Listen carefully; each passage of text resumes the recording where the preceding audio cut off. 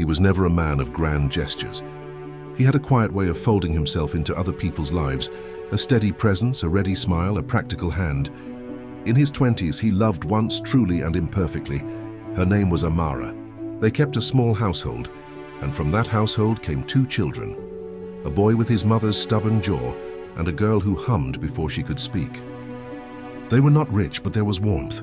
Then misfortune and choices widened between them, work that evaporated, arguments over money, the slow erosion that happens when 2 people stop telling the truth. The relationship ended.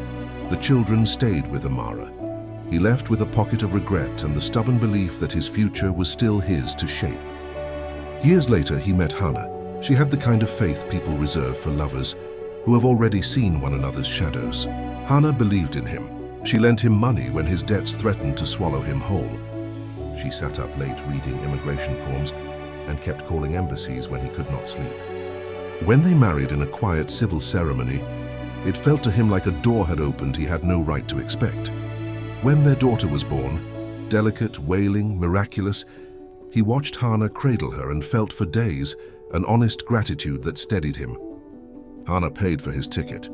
She sold a small parcel of land to fund the first months abroad, and she watched their baby with the kind of diligence mothers wear like armor. He traveled under her name and hope. In the new country, they had nothing to begin with: a cramped apartment, the echo of their child's cries at night, the persistent, dull ache of homesickness. Hannah worked nights as a caregiver. He found odd jobs, sometimes 2 in a day, and believed he was repaying every sacrifice with sweat. At first, the pattern of their life abroad was small mercies: a paid bill, a friend's invitation that ended with laughter, a Sunday when the 3 of them ate rice and called home. Then the slow thing returned, the temptation to believe one could be more than one's roots.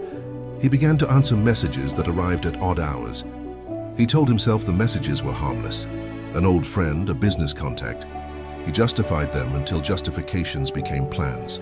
The woman on the other end was Maria, a bright, polished acquaintance from his homeland, who claimed to understand what it meant to wait for someone to succeed abroad. She texted when he was lonely. She told him she missed him in ways that sounded like promises. He flew home for a business meeting and stayed several longer weeks than he said he would. He wrote to Hannah that the meeting had been extended. He told Amara's town that he was speaking to investors. To Maria, he said what Hannah had never asked to hear, that he deserved a life where he was wanted without explanation, where his past did not shadow his present.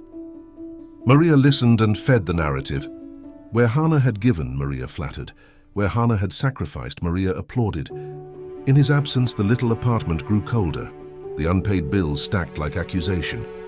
Hannah called often. Their baby's chatter filled some silences, and sometimes he would pick up and speak to his daughter as if she were a tether.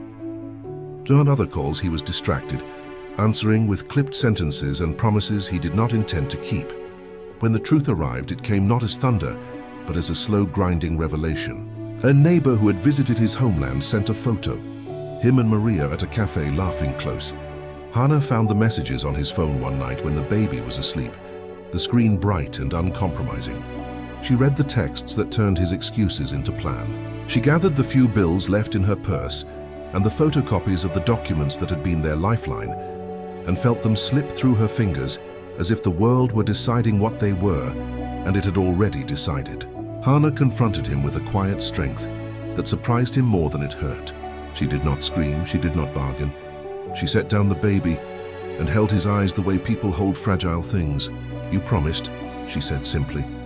He could not find the words that would stretch truth enough.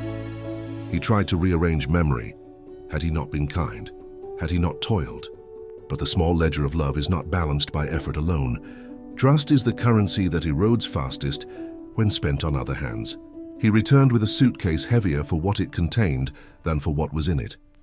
He spoke of mistakes and of wanting to make amends. Hannah listened, her expression folded as if by a force he did not recognize.